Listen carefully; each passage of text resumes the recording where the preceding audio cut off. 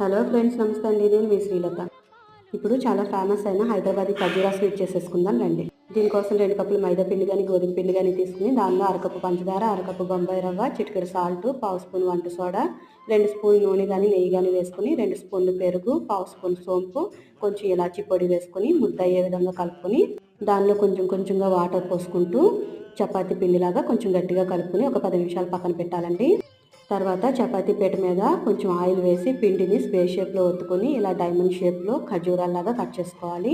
తర్వాత ఆయిల్ని కొంచెంగా వేడి చేయాలి. ఎక్కువగా వేడైతే పైన కలగొచ్చేస్తాయి, లోపల వేగవండి. ఆయిల్ మీడియంగా హీట్ అయిన తర్వాత దానిలో ఖర్జూరాలు వేసుకొని మీడియం మంట మీద నిదానంగా వేయించుకుని స్పూన్తో అలా స్లోగా టర్న్ చేసుకుని క్రిస్పీగా వేయించుకుంటే చాలా టేస్టీగా ఖర్జూరాలు రెడీ అయిపోతాయి. తింటుంటే సోంపులు తగులుతూ చాలా బాగున్నాయి. మీరు కూడా ట్రై చేసి ఎలా వచ్చిందో నాకు కామెంట్ చేయండి. వీడియో నచ్చితే లైక్ చేయండి, షేర్ చేయండి. ప్లీజ్ సబ్స్క్రైబ్ చేసుకోవడం మాత్రం మర్చిపోకండి. Thanks for watching.